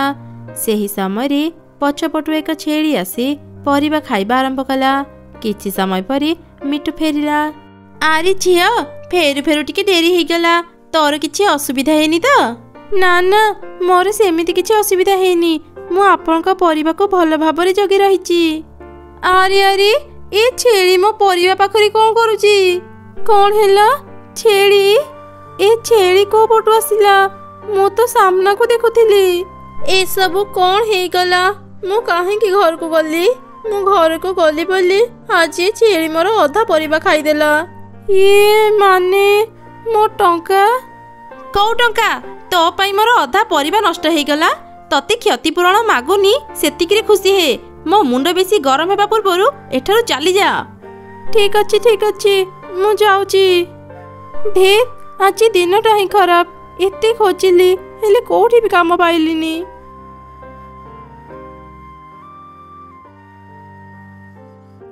ଆରେ ଏଇଟା କ'ଣ ମୋ ଗୋଡ଼ରେ ବାଜିଲା? ଏଇଟା ତ ଗୋଟେ ଲାଲ ପଥର। ନା ନା, ଏଇଟା ପଥର ନୁହଁ, ଏଇଟା ଲାଲ ଲାଉର ମଞ୍ଜି। ଲାଲ ଲାଉ କ'ଣ ହେଇଥାଏ? ହଁ, ଏ ଲାଉର ରଙ୍ଗ ଲାଲ। ତୋର ଯଦି ବିଶ୍ୱାସ ହେଉନି, ତୁ ଏ ମଞ୍ଜି ଘରକୁ ନେଇଯା। ନିଜ ଘର ଅଗଣାରେ ପୋତିଦେବୁ। କିଛି ଦିନ ପରେ ଯେତେବେଳେ ଗଛରେ ଲାଲ ଲାଉ ଫଳିବ, ତୁ ସେ ଲାଲ ଲାଉକୁ ଦେଖିବୁ। ବୁଢ଼ୀମା, ମୋର ଏ ଲାଉ ମଞ୍ଜି ଦରକାର ନାହିଁ। ମୋତେ ଏବେ ଟଙ୍କା ଦରକାର। ଟଙ୍କା ପାଇଲେ ମୁଁ ମୋ ଭଉଣୀମାନଙ୍କ ପାଇଁ ଭଲ ଭଲ ଖାଇବା କିଣିପାରିବି। ଆଚ୍ଛା, ଏଇ ନେ କିଛି ଟଙ୍କା। ଏ ଟଙ୍କାରେ ତୁ ତ ଭଉଣୀମାନଙ୍କ ପାଇଁ ଖାଇବା କିଣିପାରିବୁ। ଏ ଲାଉ ମଞ୍ଜି ତୁ ତ ଘର ଅଗଣାରେ ପୋତି ଦେ। ଯେତେବେଳେ ଲାଉ ଫଳିବ, तू मो पाई गोटे लाउ रखिदेबु मु तो घर को जाई नहीं आसीबी। गोटे लाउ कौन पाई मु 4टारू 5टा लाउ रखिदेबी। हेले बुढ़ी माँ तुमे कौन मो घर ठिकाना जानिच? मु सबू जानिची समय आसिले मु तो घर को जाई लाउ नहीं आसीबी। तापरे रानी बजाररू किछि खाइबा किनिला। खाइबा सह से लाल मंजी नहीं से घर को गला आउ तार भौणी मानको सब घटना कहला। तापरे से माने से मंजी पति देले। किछि दिन भितर ही से गछ बड़ हेई सेथिरे असंख्य लाल लाउ फलिला। दीदी देखे गछरे लाल लाउ फलिची। मु एमिति अद्भुत लाल लाउ आगरू केबे देखि नथिली। हाँ मु भी एमिति लाल लाउ आगरू देखि नथिली। से बुढ़ी माँ ठीक कहूथिले। दीदी ये लाल लाउ देखिबाको अनेक सुंदर। मते गोटे खाइबाको इच्छा होची। गोटे तोड़ी दे ना दीदी आज आमे लाल लाउर तरकारी करिबा। तापरे सेमाने लाल लाउ तोड़ी आनी तरकारी करी खाइले। से सबु सेमानंकु भारी स्वादिष्ट लागिला। से लाल लाउरे किछि जादुई शक्ति थिला। सेमाने से लाल लाउ जेतिकी खाउथिले सेतिकी शक्ति पाउथिले आउ बहुत सुंदर भी देखा जाउथिले। दीदी जानिचो जेबेठू आमे लाल लाउ खाइलेनी मते एमिति लागुची मो देहरे अनेक शक्ति चली आसीची आउ मु पूर्व अपेक्षा केते सुंदर देखा जाउची ना। हाँ भौणी तू ठीक कहिलु। से लाल लाउ खाइबा परेठू मते भी एमिति लागुची मु अनेक शक्ति पाई जाइची। मु बहुत बड़ बड़ काम एकुटिया करि पारुची। दीदी मु गोटे कथा भाबुची चाल आमे जादुई लाउ विषय जंगल रे समस्तंको जणी देबा। देखिबु समस्ते लाउ किनिबा पई केमिति हम घर आगरे आसी लाइन लगेबे। सेमिति हेले ना आमे अनेक टंका रोजगार करिबा। हेले बुढ़ी माँ कहिथिले तांको पई गोटे लाउ रखिबा पई। दीदी एठी एते लाउ अछि जे वर्षे खाइले भी सरिबनी। तू चिंता करनी गोटे लाउ छाड़ी की आमे आउ सब लाउ बिक्री करिबा। धीरे धीरे पूरा जंगल रे जादुई लाल लाउर खबर प्रचार हो गला। जंगलर सबु चढ़ी तांको लाल लाउ किनिबा पाई तांको घर सामने भीड़ जमेले। सेमानकर बहुत भल टंका रोजगार हैला। धीरे धीरे तांकर लाउ सरीगला आउ केवल गोटे लाउ रहिला। आरे भौणी आउ गोटे लाउ बाकी रहिला। तू ए लाउ काहाकू भी बिक्री करिबनी। ए लाउ आमे बुढ़ी मांको पाई रखी देबा। मु एबे बाजार को जाउची शीघ्र फेरी आसीबी। घरे किए अछ टिके कपाट खोलो। आपण किए किछि काम थिला के हम पाखरी? मु बहुत दूररू आसीची। मु सुनिची तुम लाल लाउ रे अनेक शक्ति अछि।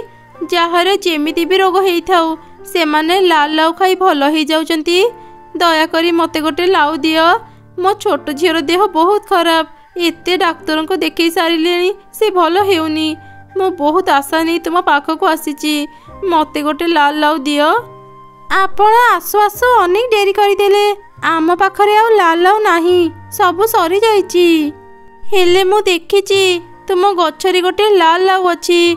मते से लाउटी देई थाओ। तुमे जेते टंका कहिबा मु सेते देबी। एई नियो।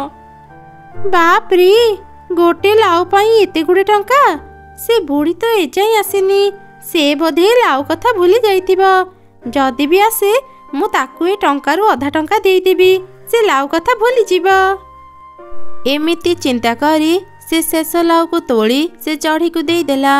परदिन सकाळे बुढ़ी चढ़ी तांको घर को आसिला। आरे रानी मो पाई लाउ रखिचु तो? हाँ बुढ़ी माँ मु रखिची आसंतु नेबे। हारी कौन ए गछटा तो मरी जाइची। शेष लाउटा भी नाही। ए गछरे केवल थरे ही लाउ फळे। आउ जदि शेष लाउ छिड़ी देब ए गछ मरी जीवो। दीदी काली गोटे चढ़ी आम घर को आसीथिला।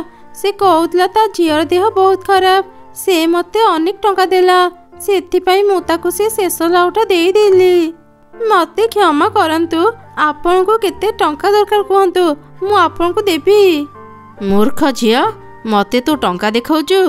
मु तम मानकु अभिशाप दउची जे भी मो लाउ खाइच समस्ते रोगिणा असुंदर हेई जीवो।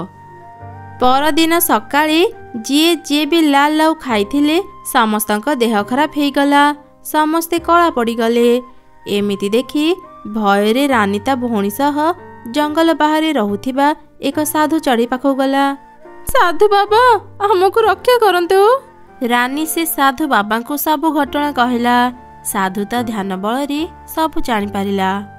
ତତେ ଯୋଉ ବୁଢ଼ୀ ଲାଲ ଲାଉର ମଞ୍ଜି ଦେଇଥିଲା ସେ ଗୋଟେ ଭୟଙ୍କର ପିଶାଚି। ସେ ଶକ୍ତି ପାଇବା ପାଇଁ ଲାଲ ଲାଉ ଖାଇଥାଏ, ହେଲେ ସେ ନିଜେ ଗଛ ଲଗେଇ ପାରେନି। ସେଥିପାଇଁ ସେ ଅନ୍ୟ ଚଢ଼େଇଙ୍କ ଦ୍ୱାରା ସେ ଗଛ ଲଗେଇଥାଏ। ସେ ପିଶାଚି କାହାର ବି କ୍ଷତି କରେନି। ତମେମାନେ ତାକୁ ରଗେଇ ଦେଇଛ। ଜଙ୍ଗଲର ଶେଷ ମୁଣ୍ଡରେ ସେ ପିଶାଚିର ଘର। ମୁଁ ଏକ ଗଛ ଦେଉଛି, ଯାଅ ଏ ଗଛ ପିଶାଚିର ଘର ବାହାରେ ଲଗେଇଦେବ। ସେ ଶାନ୍ତ ହେଇଯିବ ଆଉ ତମମାନଙ୍କୁ କ୍ଷମା କରିଦେବ। ହଁ ହଁ ସାଧୁ ବାବା, ମତେ ସେ ଗଛ ଦିଅନ୍ତୁ। ଭୁଲ ମୁଁ କରିଛି, ମୋ ପାଇଁ ସମସ୍ତେ କଷ୍ଟ ପାଉଛନ୍ତି। ମୁଁ ସେ ଗଛ ପିଶାଚିର ଘର ବାହାରେ ଲଗେଇଦେବି। ସାଧୁ ସେମାନଙ୍କୁ ଏକ ଛୋଟ ଗଛ ଦେଲା। ମୁନି ସେ ଗଛ ନେଇ ପିଶାଚିର ଘର ବାହାରେ ଲଗେଇଦେଲା। ପିଶାଚି ଶାନ୍ତ ହେଇଗଲା। ସମସ୍ତେ ସୁସ୍ଥ ହେଇ ପୂର୍ବ ରୂପ ଫେରି ପାଇଲେ। ଦିନେ ଜଙ୍ଗଲରେ ଏକ ଛୋଟ ଚଢ଼େଇ ଛୁଆ ବୁଲୁଥିଲା। ହଠାତ୍ ସେ ଗୋଟେ ଫଳ ଗଛ ଦେଖିଲା। ସେ ଫଳ ଗଛରେ ଗୋଟିଏ ମାତ୍ର ଲାଲ ରଙ୍ଗର ଫଳ ଫଳିଥିଲା। ଆରେ ବା, ଏ ଫଳଟି ଦେଖିବାକୁ କେତେ ସୁନ୍ଦର, ହେଲେ ଗଛରେ ଗୋଟେ ଫଳ କ'ଣ ପାଇଁ? ଲାଗୁଛି ଏଇଟା ଏ ଗଛର ପ୍ରଥମ ଫଳ। ମୁଁ ଏ ଫଳକୁ ନେଇ ମୋ ଘରକୁ ଯାଏ। ମା ଏ ଫଳକୁ ଦେଖିଲେ ଖୁବ୍ ଖୁସି ହେଇଯିବ। ଏମିତି କହି ଚଢ଼େଇ ଛୁଆ ସେ ଲାଲ ରଙ୍ଗର ଫଳକୁ ଧରି ଘରକୁ ଆସିଲା। ମା ଦେଖ, ଏ ଲାଲ ଫଳଟି କେତେ ସୁନ୍ଦର ନା? ଏ ଫଳ ମୁଁ ତୁମ ପାଇଁ ଆଣିଛି। ଏ ଫଳକୁ ଖାଇ ଦେଖ ମା, କେମିତି ଲାଗୁଛି? ଆରେ ସତରେ ତ, ଏ ଫଳଟି ଦେଖିବାକୁ କେତେ ସୁନ୍ଦର ହେଇଛି। ଆମେ ଦୁଇ ଜଣ ମିଶି ଏ ଫଳ ଖାଇବା। ଦେ ଆଗ ମୁଁ ସେ ଫଳକୁ ଟିକେ ଚାଖି ଦେଖେ। ଯେମିତି ଚଢ଼େଇ ଛୁଆର ମା ସେ ଫଳକୁ ଖାଇଲା, ହଠାତ୍ ସେ ରକ୍ତ ବାନ୍ତି କଲା ଆଉ ବେହୋସ ହେଇ ତଳେ ପଡ଼ିଗଲା। ଚଢ଼େଇ ଛୁଆ ସଙ୍ଗେ ସଙ୍ଗେ ତାଙ୍କ ଜଙ୍ଗଲର ଡାକ୍ତରକୁ ଡାକି ଆଣିଲା। ଏ କ'ଣ କହୁଛନ୍ତି ଡକ୍ଟର ଅଙ୍କଲ? ଦୟାକରି ମୋ ମାଆକୁ ଭଲ କରିଦିଅନ୍ତୁ। ମୋ ମାଆର ଏ ଅବସ୍ଥା ମୋ ପାଇଁ ହେଇଛି। ଆରେ ଝିଅ, ତୋ ମା ଗୋଟେ ବିଷାକ୍ତ ଗଛର ଫଳ ଖାଇଛି। ତୋ ମାକୁ ଭଲ କରିବା ପାଇଁ ମୋ ପାଖରେ ଔଷଧ ନାହିଁ। ଏ ରୋଗର ଔଷଧ ତୁ କୋଉଠି ବି ପାଇବୁନି। ଯଦି ପାରୁଛୁ ତୋ ମାକୁ ମନପସନ୍ଦର ଖାଇବା ଦେ। ସେ ଆଉ ବେଶୀ ଦିନ ବଞ୍ଚିବନି। ଏବେ ମୁଁ ଯାଉଛି। ଆରେ ମା, ତୁ ନିଜକୁ ଦୋଷ ଦେନି। ଏସବୁ ବୋଧେ ମୋ ଭାଗ୍ୟରେ ଥିଲା। ଦିନେ ନା ଦିନେ ସମସ୍ତେ ଏ ଦୁନିଆରୁ ଯିବେ। ମୋର ବୋଧେ ସେ ସମୟ ଆସିଗଲା ରେ ମା। ମୋ ପାଇଁ ତୁ ଚିନ୍ତା କରିବୁନି, ସବୁବେଳେ ଖୁସିରେ ରହିବୁ। ମୋ କଥା ଭାବି ତୁ ଜମା ବି କାନ୍ଦିବୁନି। ନା ମା, ଏମିତି କୁହନି। ତମର ଯଦି କିଛି ହେଇଯାଏ ମୁଁ ନିଜକୁ କ୍ଷମା କରିପାରିବିନି। ମୁଁ ଶୁଣିଛି ଜଙ୍ଗଲର ବହୁତ ଭିତରେ କିଛି ଔଷଧ ଗଛ ଅଛି। ଏବେ ମୁଁ ନିଜେ ତୁମ ପାଇଁ ଔଷଧ ତିଆରି କରିବି। ଭଗବାନ ମୋତେ ନିଶ୍ଚୟ ସାହାଯ୍ୟ କରିବେ। ଫେରିଆ ମା, ମୋତେ ଛାଡ଼ି ଯାନି। ମୋ ପାଇଁ ତୁ ଏତେ କଷ୍ଟ କରନି। ଚଢ଼େଇ ଛୁଆ ତା ମାର କିଛି କଥା ନ ଶୁଣି ଜଙ୍ଗଲ ଭିତରକୁ ଚାଲିଗଲା ଆଉ ଚାରିଆଡ଼େ ଔଷଧ ଗଛ ଖୋଜିଲା। ଏ ଗଛ କ'ଣ ଔଷଧ ଗଛ? ଏ ଗଛର ଫଳରେ ଔଷଧ ତିଆରି ହେବ ନା ପତ୍ରରେ? ହେ ଭଗବାନ, ମୁଁ ତ କିଛି ବୁଝିପାରୁନି। ଔଷଧ କେମିତି ତିଆରି କରିବି? ଚଢ଼େଇ ଛୁଆ ଏ ଗଛରୁ ସେ ଗଛକୁ ବୁଲି ବୁଲି ଔଷଧ ଖୋଜୁଥିଲା। ଠିକ୍ ସେହି ସମୟରେ ସେ ବୁଦା ଭିତରୁ କାହାର ଗୋଟେ କାନ୍ଦିବାର ସ୍ୱର ଶୁଣିଲା। କିଏ ଅଛ କି ପାଖରେ? ମୋ ଗୋଡ଼ରେ ଗୋଟେ କଣ୍ଟା ପଶି ଯାଇଛି। ମୁଁ ଚାଲି ପାରୁନି କି ହଲି ପାରୁନି। ମୋତେ କେହି ସାହାଯ୍ୟ କର। ଚଢ଼େଇ ଛୁଆ ବୁଢ଼ୀ କଇଁଚର କାନ୍ଦ ଶୁଣି ତା ପାଖକୁ ଗଲା। କିଏ ତୁମେ ବୁଢ଼ୀ ମା? ଆହା, ତୁମ ପାଦରେ ତ କେତେ ବଡ଼ କଣ୍ଟା ପଶି ଯାଇଛି। କେତେ ରକ୍ତ ଝରୁଛି ତୁମ ପାଦରୁ। ତୁମର ଏ ଅବସ୍ଥା କେମିତି ହେଲା? ଆରେ ଝିଅ, ମୁଁ ପାଖ ନଦୀରେ ରୁହେ। ମୁଁ ଏ ଜଙ୍ଗଲକୁ ବୁଲିବା ପାଇଁ ଆସିଥିଲି। ଭୁଲରେ ଗୋଟେ କଣ୍ଟାରେ ମୋ ପାଦ ପଡ଼ିଯିବାରୁ ଏବେ ମୋର ଏଇ ଅବସ୍ଥା। ଆରେ ଝିଅ, ମୋତେ ଟିକେ ସାହାଯ୍ୟ କରିବୁ? ସେଇ ଯୋଉ ଆଗରେ ଗୋଟେ ଧଳା ଫୁଲ ଅଛି, ତାକୁ ଆଣି ମୋ ପାଦରେ ଟିକେ ଲଗେଇ ଦେ। ମୁଁ ଭଲ ହେଇଯିବି। ହଁ ହଁ ବୁଢ଼ୀ ମା, ମୁଁ ଏବେ ସେ ଫୁଲ ନେଇ ଆସୁଛି। ତାପରେ ଚଢ଼େଇ ଛୁଆ ସେ ଫୁଲ ଆଣି କଇଁଚର ପାଦରେ ଲଗେଇବା ଯୋଗୁଁ କଇଁଚ ପୂର୍ବ ଭଳି ଭଲ ହେଇଗଲା। ଏସବୁ ଦେଖି ଚଢ଼େଇ ଛୁଆ ମନରେ ଚିନ୍ତା କଲା, ଏ କଇଁଚ ବୁଢ଼ୀ ମାଙ୍କ ପାଦରେ ଫୁଲ ଦେଉ ଦେଉ ସେ ସୁସ୍ଥ ହେଇଗଲେ। ସେ ନିଶ୍ଚୟ ଅନେକ ରୋଗର ଔଷଧ ଜାଣିଥିବେ। ମୁଁ ତାଙ୍କୁ ସାହାଯ୍ୟ ମାଗେ। ଏବେ ସେ ହିଁ ମୋ ମାଆକୁ ସୁସ୍ଥ କରିପାରିବେ। ବୁଢ଼ୀମା, ତୁମ ପାଖରେ ତ ଅନେକ ରୋଗର ଔଷଧ ଅଛି। ଦୟାକରି ମୋ ମାଆର ରୋଗ ଭଲ କରିବା ପାଇଁ ମୋତେ କିଛି ଔଷଧ ଦିଅ। ଡାକ୍ତର କହିଛନ୍ତି ମୋ ମା ଆଉ ବେଶୀ ଦିନ ବଞ୍ଚିବନି। ଆରେ ଝିଅ, ତୁ ମୋତେ ସାହାଯ୍ୟ କରିଛୁ, ଏବେ ମୁଁ ବି ତତେ ନିଶ୍ଚୟ ସାହାଯ୍ୟ କରିବି। କହ, ତୋ ମାଆର କ'ଣ ହେଇଛି? ଚଢ଼େଇ ଛୁଆ ସେ ବୁଢ଼ୀ କଇଁଚକୁ ସବୁ ଘଟଣା କହିଲା। ତୋ କଥା ଶୁଣି ମୁଁ ସବୁ ବୁଝିଗଲି। ତୁ ଯେଉଁ ଗଛ କଥା କହୁଛୁ, ଏକ ଅଭିଶାପ ଯୋଗୁଁ ସେ ଗଛଟି ବିଷାକ୍ତ ହେଇଯାଇଛି। ବର୍ଷରେ ଥରେ ସେ ଗଛରେ ଗୋଟେ ହିଁ ଫଳ ଫଳେ। ଯିଏ ବି ସେ ଫଳ ଖାଏ ସେ ବେଶୀ ଦିନ ବଞ୍ଚେନି। ତୁ ଜମା ବି ଚିନ୍ତା କରନି, ମୋ ପାଖରେ ସେ ରୋଗର ଔଷଧ ଅଛି। ମୁଁ ତତେ ଏକ ମକା ଚାରା ଦେବି, ତୁ ତା ନେଇ ତୋ ବଗିଚାରେ ଲଗେଇବୁ। ତୁ ଯେମିତି ସେ ଗଛ ମୂଳରେ ପାଣି ଦେବୁ, ସେ ଗଛଟି ବଡ଼ ହେଇଯିବ ଆଉ ସେଥିରେ କିଛି ରଙ୍ଗୀନ ମକା ଫଳିବ। ତୁ ସେଥି ଭିତରୁ ଗୋଟେ ମକା ନେଇ ବାଟି ପିଠା ତିଆରି କରିବୁ ଆଉ ତୋ ମାଆକୁ ଖାଇବା ପାଇଁ ଦେବୁ। ତୋ ମା ସୁସ୍ଥ ହେଇଯିବ। ଏ ମକା ସବୁ ରୋଗକୁ ଭଲ କରିଦିଏ। ତୁ ଚାହିଁଲେ ଜଙ୍ଗଲର ଅନ୍ୟ ଚଢ଼େଇମାନଙ୍କୁ ବି ମକା ପିଠା ଦେଇ ତାଙ୍କ ରୋଗ ଭଲ କରିପାରିବୁ। ଏମିତି କହି ସେ ବୁଢ଼ୀ କଇଁଚଟି ଚଢ଼େଇ ଛୁଆକୁ ଏକ ଛୋଟ ମକା ଚାରା ଦେଲା। ଚଢ଼େଇ ଛୁଆ କଇଁଚକୁ ଧନ୍ୟବାଦ ଜଣାଇ ସେ ଚାରା ଗଛକୁ ଧରି ଘରକୁ ଫେରିଲା। ସେ ତାଙ୍କ ବଗିଚାରେ ଚାରା ଗଛକୁ ଲଗେଇ ତା ମୂଳରେ ପାଣି ଦେଲା। କାଇଁ ଏ ଗଛ ତ ବଡ଼ ହେଲା ନାହିଁ? ହେଲେ କଇଁଚ ବୁଢ଼ୀ ମତେ କହୁଥିଲେ ଏ ମକା ଗଛ ସଙ୍ଗେ ସଙ୍ଗେ ହିଁ ବଡ଼ ହେଇଯିବ ଆଉ ମକା ଫଳିବ। ଯଦି ଗଛରେ ମକା ନ ଫଳେ ମୁଁ କ'ଣ କରିବି? ମୋ ମାଆକୁ କେମିତି ସୁସ୍ଥ କରିବି? ଚଢ଼େଇ ଛୁଆର କଥା ସରୁ ସରୁ ହଠାତ୍ ମକା ଗଛଟି ବଡ଼ ହେଇଗଲା ଆଉ ସେଥିରେ ରଙ୍ଗୀନ ମକା ଫଳିଲା। ଆଉ ସେ ରଙ୍ଗୀନ ମକା କଥା କହିଲା, ତୁ କାନି ଚଢ଼େଇ ଛୁଆ, ତୋ ମା ଖୁବ୍ ଶୀଘ୍ର ଭଲ ହେଇଯିବ। ଯା ଶୀଘ୍ର ମୋ ପାଖରୁ ଗୋଟେ ମକା ନେଇ ପିଠା ତିଆରି କରିବୁ ଆଉ ତୋ ମାଆକୁ ଖୁଆଇ ଦେବୁ। ଏମିତି ଶୁଣି ଶୀଘ୍ର ଚଢ଼େଇ ଛୁଆଟି ଏକ ମକା ନେଇ ପିଠା ତିଆରି କଲା ଆଉ ତାପରେ ସେ ପିଠାକୁ ନେଇ ତା ମାଆକୁ ଖୁଆଇଲା। ମକା ପିଠା ଖାଇବାର କିଛି ସମୟ ପରେ ହିଁ ଚଢ଼େଇ ଛୁଆର ମା ସୁସ୍ଥ ହେଇଗଲା। ଚଢ଼େଇ ଛୁଆ ଆଉ ତାର ମା ଖୁବ୍ ଖୁସି ହେଇଗଲେ। ଜଙ୍ଗଲରେ ଯାହାର ବି ରୋଗ ଭଲ ହେଉନଥିଲା, ମା ଚଢ଼େଇ ଆଉ ତାର ଛୁଆ ତାଙ୍କ ମକା ପିଠା ଦେଇ ସେମାନଙ୍କ ରୋଗ ଭଲ କରିଦେଉଥିଲେ। ସେ ଜଙ୍ଗଲରେ ଏକ କବିରାଜ ଗାଉ ରହୁଥିଲା। ସେ ବହୁତ ଦାମରେ ଔଷଧ ବିକ୍ରି କରୁଥିଲା।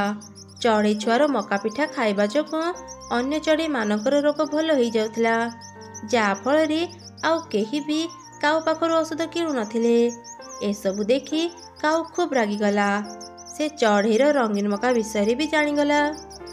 ଏ ଚଢ଼େଇର ରଙ୍ଗୀନ ମକା ପାଇଁ ମୋ ପାଖରୁ କେହି ଔଷଧ କିଣୁନାହାନ୍ତି। ମୁଁ ଆଜି ରାତିରେ ଏ ଚଢ଼େଇର ସବୁ ରଙ୍ଗୀନ ମକା ଚୋରି କରି ନେଇ ଆସିବି ଆଉ ସେ ମକାରେ ଔଷଧ ତିଆରି କରି ବିକ୍ରି କରିବି। ସମସ୍ତେ ମୋ ପାଖରୁ ହିଁ ଔଷଧ କିଣିବେ। ମୁଁ ଖୁବ୍ ଶୀଘ୍ର ଧନୀ ହେଇଯିବି। ରାତି ହେବା ପରେ କାଉ ଚଢ଼େଇର ମକା ଚୋରି କରିବା ପାଇଁ ତା ପାଖକୁ ଗଲା। ସେ ଯେମିତି ମକା ଛିଡ଼େଇବାକୁ ଚେଷ୍ଟା କଲା, ମକା ଭିତରୁ ଅନେକ କଙ୍କଡ଼ା ବାହାରି ଆସିଲେ। ଏ ଦୁଷ୍ଟ କାଉ, ତୋର ସାହସ କେମିତି ହେଲା ଆମକୁ ଚୋରି କରିବା ପାଇଁ? କେବଳ ଭଲ ଚଢ଼େଇମାନେ ଆମକୁ ତୋଳି ପାରିବେ। ତୁ ଯଦି ଆମକୁ ତୋଳିବା ପାଇଁ ଚେଷ୍ଟା କରିବୁ, ଆମେ କାମୁଡ଼ି କାମୁଡ଼ି ତ ଡେଣା ଛିଡ଼େଇଦେବୁ, ବୁଝିଲୁ? ଏମିତି ଶୁଣି କାଉ ଭୟରେ ସେଠାରୁ ଚାଲିଗଲା। ସେ ଆଉ ଦିନେ ବି ଚଢ଼େଇର ମକା ତୋଳିବା ପାଇଁ ଚେଷ୍ଟା କଲା ନାହିଁ। ସେପଟେ ଚଢ଼େଇର ମକା ପିଠା ଖାଇ ଯେଉଁମାନେ ସୁସ୍ଥ ହେଉଥିଲେ, ସେମାନେ ଚଢ଼େଇକୁ କିଛି ନା କିଛି ଉପହାର ଦେଉଥିଲେ। ଚଢ଼େଇର କୌଣସି ଜିନିଷରେ ବି ଅଭାବ ରହିଲାନି। ଚଢ଼େଇ ଛୁଆ ସେ ବିଷାକ୍ତ ଫଳ ଗଛ ପାଖରେ ଏକ ବୋର୍ଡ଼ ମାରି ଲେଖିଦେଲା ଯେ ସେ ଗଛ ଗୋଟେ ବିଷାକ୍ତ ଫଳ ଗଛ, ଯାହାଦ୍ୱାରା ସେ ଫଳ ଗଛରୁ ଆଉ କେହି ବି ଫଳ ତୋଳିଲେନି। କାଉ ଥିଲା ସମସ୍ତଙ୍କଠାରୁ ଧନୀ। ସେ ଯେତିକି ଧନୀ ଥିଲା ସେତିକି ଅହଙ୍କାରୀ ବି ଥିଲା। ସେ କାହାକୁ ବି ସାହାଯ୍ୟ କରୁନଥିଲା। ହେଲେ ତାର ଝିଅ ଥିଲା ତାର ପୁରା ଓଲଟା। କାଉ ଛୁଆ ଯେମିତି ଦୟାଳୁ ଥିଲା, ସେମିତି ସମସ୍ତଙ୍କୁ ସାହାଯ୍ୟ ବି କରୁଥିଲା। ଏମିତି ଗୋଟେ ଦିନ, ମା ଆମେ ତ ବହୁତ ଧନୀ, ଆମ ପାଖରେ କିଛି ବି ଅଭାବ ନାହିଁ।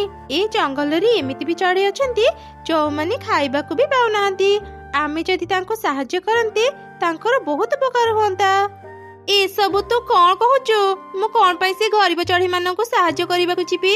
ସେମାନେ ନ ଖାଇବାକୁ ପାଇଁ ମରିଯାଆନ୍ତୁ, ସେଥିରେ ମୋର କଣ ଯାଏ ଆସେ? ମା, ଗରିବ ମାନଙ୍କୁ ସାହାଯ୍ୟ କଲେ ତୁମ ଟଙ୍କା କମିଯିବନି। ସେମାନେ ଆମ ପଡୋଶୀ, ତାଙ୍କୁ ସାହାଯ୍ୟ କରିବା ଆମର କର୍ତ୍ତବ୍ୟ। ଆଉ ତୁମେ କହୁଛ ସେମାନେ ନ ଖାଇବାକୁ ପାଇଁ ମରିଗଲେ ତୁମର କିଛି ଯାଏ ଆସେ ନାହିଁ? ନା, ସେଥିରେ ମୋର କିଛି ଯାଏ ଆସେ ନାହିଁ। ମତେ ଖାଲି କହ, ତତେ ଏସବୁ କିଏ ଶିଖାଉଛି? ଆଜିକାଲି ତୁ ବେଶୀ କଥା କହିବା ଶିଖିଲୁଣି, ବୁଝିଲି। ସେ ଗରିବ ଚଢ଼େଇ ମାନଙ୍କ ସହ ସାଙ୍ଗ ହେଇ ତୁ ଏସବୁ କଥା ଶିଖୁଛୁ। ଆଜିଠୁ ତୁ ଆଉ ଘରୁ ବାହାରିବୁନି। ଚାଲେ, ମୁଁ ଖାଇବା ବାଢି ଦେବି, ଖାଇବୁ।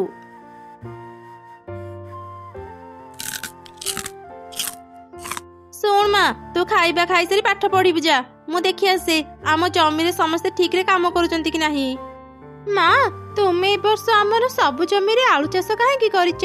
ଆଉ କିଛି ବି ତ ଚାଷ କରିପାରିଥାନ୍ତ। ଏ ବର୍ଷ ଆଳୁର ଦାମ ଅଧିକ। ଆମର ଭଲ ଆଳୁ ଚାଷ ହେଲେ ଆମେ ବହୁତ ଟଙ୍କା ରୋଜଗାର କରିବା, ବୁଝିଲୁ। ମୁଁ ଏବେ ଯାଉଛି, ତୁ ବାହାରକୁ ଖେଳିବା ପାଇଁ ଯିବୁନି। ମୁଁ ଘରକୁ ଶୀଘ୍ର ଫେରି ଆସିବି।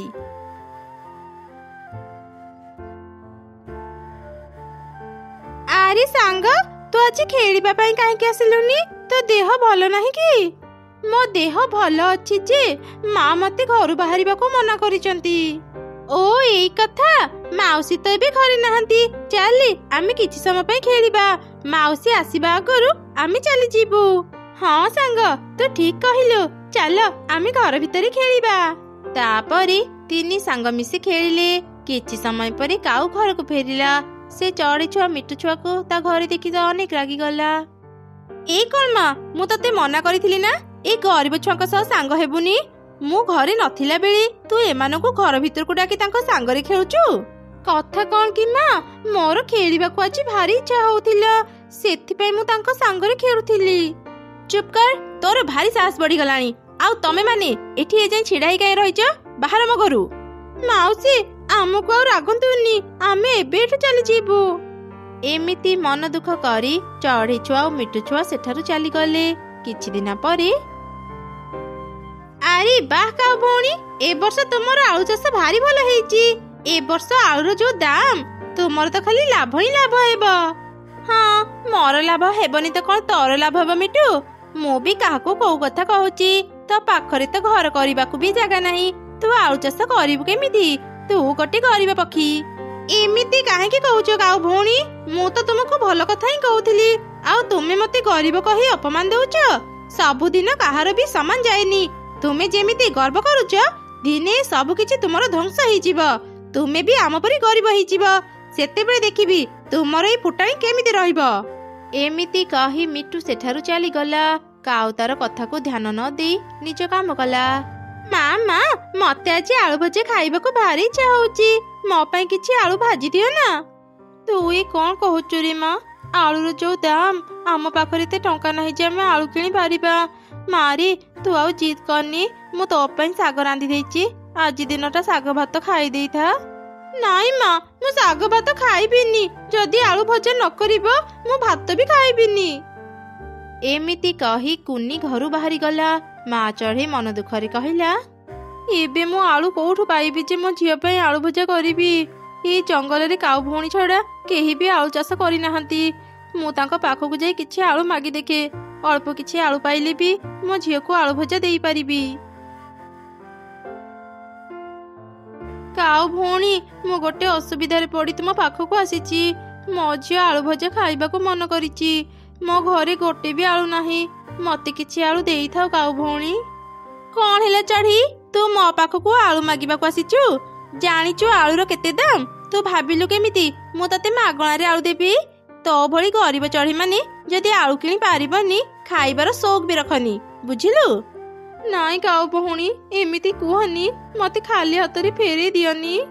ଦେଖ ଚଢ଼େଇ, ମତେ ବିରକ୍ତ କରନି। ତୁ ଏଠୁ ଚାଲିଯା।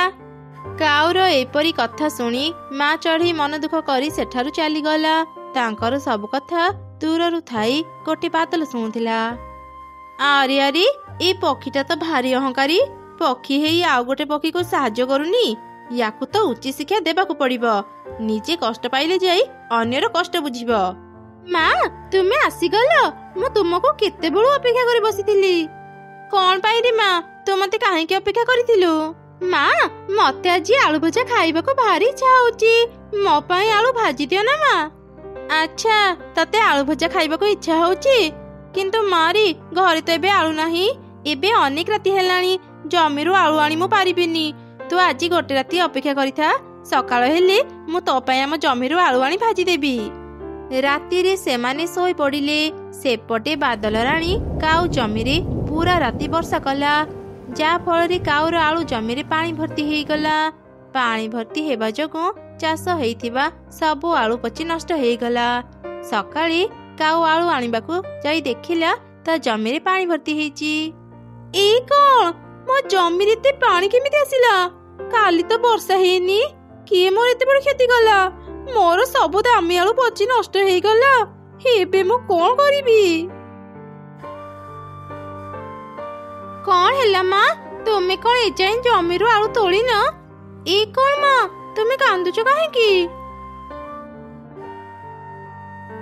କଣ ହେଲା ମା, ଆମ ଜମିର ସବୁ ଆଳୁ ନଷ୍ଟ ହେଇଗଲା। ମୁଁ ଆଉ ଦିନେ ବି ଆଳୁ ଭଜା ଖାଇପାରିବିନି। ନାଇଁ ରେ ମା, ମୁଁ ତତେ ଆଜି ଆଳୁ ଭଜା ଦେଇ ପାରିବିନି। ଦିନେ ମୁଁ ଚଢ଼େଇକୁ ସେଇ ଆଳୁ ପାଇଁ ଅପମାନ ଦେଇ ଘରୁ ବାହାର କରିଦେଇଥିଲି, ଆଉ ଆଜି ମୁଁ ମୋ ଝିଅକୁ ଆଳୁ ଭଜା ଖୁଆଇ ପାରିଲିନି। ଏବେ ବୁଝିଲୁ ଗରିବ ପକ୍ଷୀ ହେଲେ କେମିତି ଲାଗେ? ଏ କଣ ବାଦଲ ରାଣୀ, ତୁମେ ଏଠି? ହଁ ମୁଁ। ତୁ ଧନୀ ବୋଲି ଭାରି ଅହଙ୍କାର କରୁଥିଲୁ, ଗରିବ ଚଢ଼େଇମାନଙ୍କୁ ଅପମାନ ଦେଉଥିଲୁ। ତତେ ଶାସ୍ତି ଦେବା ପାଇଁ ହିଁ ମୁଁ ତ ଜମିର ଆଳୁ ନଷ୍ଟ କରିଛି। କଣ ହେଲା ବାଦଲ ରାଣୀ, ତୁମେ ମୋ ଜମିର ଆଳୁ ନଷ୍ଟ କରିଛ? କାହିଁକି ଏମିତି କଲ? ମୁଁ ତୁମର କଣ କ୍ଷତି କରିଥିଲି? କାହିଁକି ନା ତୁ ଗୋଟେ ଅହଙ୍କାରୀ ଅତ୍ୟାଚାରୀ ପକ୍ଷୀ। ଏବେ ତୁ ଧ୍ୱଂସ ହେଇଯିବୁ। ନା, ଏମିତି ଅଭିଶାପ ଦିଅନି ବାଦଲ ରାଣୀ। ମୁଁ ସତ କହୁଛି, ମୁଁ ବଦଳି ଯିବି। ମୁଁ ଭଲ ଆଉ ସତ୍ ପକ୍ଷୀ ହେଇ ରହିବି। ବିପଦ ସମୟରେ ସମସ୍ତଙ୍କୁ ସାହାଯ୍ୟ କରିବି। ତୁ ସତ କହୁଛୁ? ତୁ ବଦଳି ଯିବୁ? ହଁ, ମୁଁ ସତ କହୁଛି। ତେବେ ଠିକ ଅଛି, ମୁଁ ତ ଜମିର ଆଳୁ ପୂର୍ବ ଭଳି କରିଦଉଛି। ତୁ ଆଉ କେବେ ଗର୍ବ ଅହଙ୍କାର କରିବୁନି, ସମସ୍ତଙ୍କ ସହ ମିଳିମିଶି ରହିବୁ। ହଁ ହଁ ବାଦଲ ରାଣୀ, ମୁଁ ତୁମକୁ କଥା ଦେଉଛି, ମୁଁ ଆଉ କେବେ ବି ଲୋଭ କରିବିନି, ସମସ୍ତଙ୍କ ସହ ମିଳିମିଶି ରହିବି। ଏମିତି ଶୁଣି ବାଦଲ ରାଣୀ କାଉ ଜମିର ସବୁ ଆଳୁ ପୂର୍ବ ଭଳି କରିଦେଲା। କାଉ ପୁରାପୁରି ବଦଳି ଗଲା। ସେ ଆଉ କାହା ସହ ଖରାପ ବ୍ୟବହାର କଲା ନାହିଁ, ଆଉ ସମସ୍ତଙ୍କ ସହ ମିଳିମିଶି ରହିଲା।